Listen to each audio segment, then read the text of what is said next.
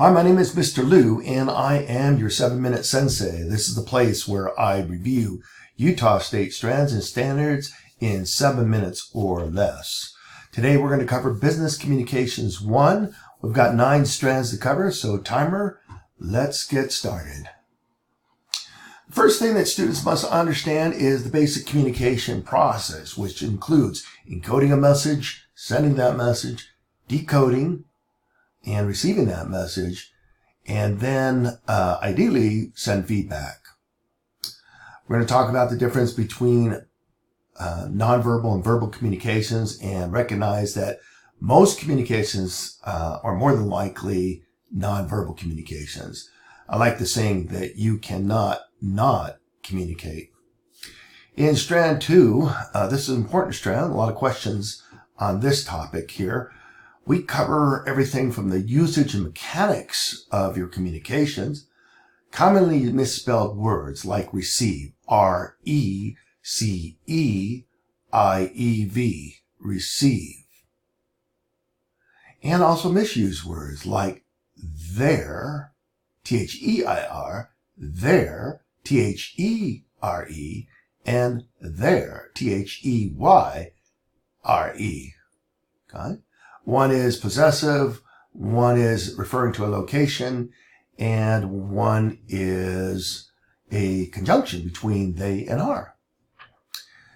In your sentence structure, you need to make sure that you address the 5 C's. The 5 C's are that your communication should be clear, concise, courteous, complete, and correct. In this strand, you need to learn the different types of punctuation, like the comma, the semicolon, the colon, the dash, and then the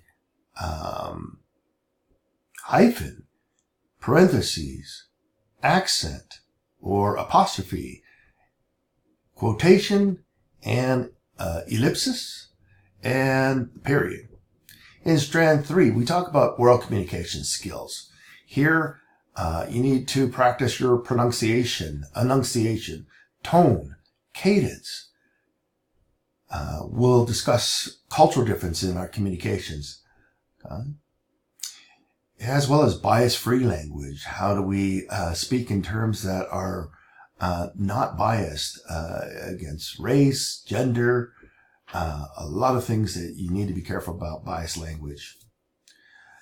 Also, you need to understand your audience and the situation, the style and tone that would be most appropriate in this setting.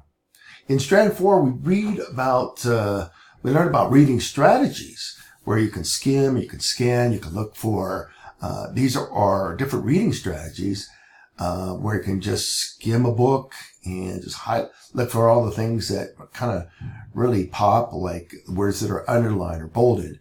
When you're scanning, you're looking for specific words. So it's using filters and scanning for specific occurrences of words. There's speed reading, and then there is close-up reading. So when you're doing close reading, you're taking a deeper dive, if you will. You're trying to analyze just shorter portions of your reading and trying to find the deeper meaning. In this strand, you also need to understand the purpose of the message, the difference between propaganda, bias, literal, inferential, and factual types of messages. In strand 5, we talk about written communication skills. There are 4 steps to the writing process. They include your planning, composing, editing, and publishing. When you're doing just your planning, you're kind of saying, okay, this is my thesis, this is my main point that I want to drive across. These are some examples I want to use. These are references that I want to use. You're just doing very high-level planning. And then you're composing or writing. And then you edit, and that's where you look for a lot of the details, the correct punctuation and so forth. Finally, here we'll talk about first, second, and third person, writing in third person. This is where you are writing as if you're looking from the outside in, and that is third person.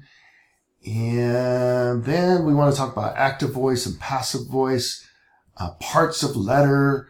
You got your address, your date, your salutation, your main body. You've got your closing. You may have enclosures, or in an email, you may have an attachment. There are some basic design rules that everyone should be familiar with. They include contrast, repetition, alignment, proximity, negative space, good use of negative space, color, hierarchy, using larger fonts, smaller fonts, showing some sense of organization. And then rule of thirds, we have the 3 columns, 3 rows, and where those lines intersect, those are your focal points. In strand 6, these are your listening skills. This is where you learn how to take notes properly, ask questions for clarification.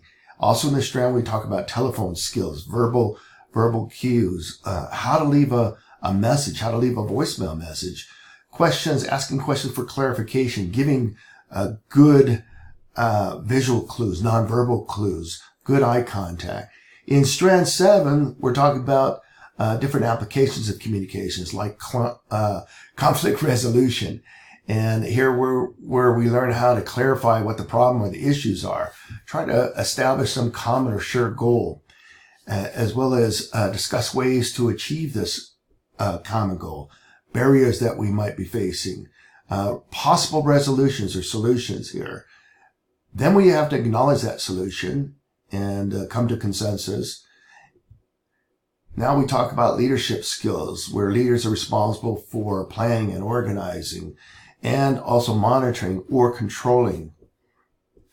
Team development, how do we develop a team? We form a team, we form a team, then we do brainstorming. So we storm, and then we norm, we kind of set the group rules, and then we perform, of course. We talk about ethics, integrity, intent, and impact. Strand 8, we talk about communication technology, how to use the different applications to better communicate. And then finally, strand 9, employment strategies. We teach you how to build a portfolio, build your resume, write these star stories, talk about a situation, a task, an action that you took, and the results. And we build from those, we build what we call accomplishment statements that we can add to our resume. And then one thing that I like my students to work on is letters of recommendation. And I have them even practice how to do that, writing in third person. Finally, we talk about the interview process and qualities that employers are looking for.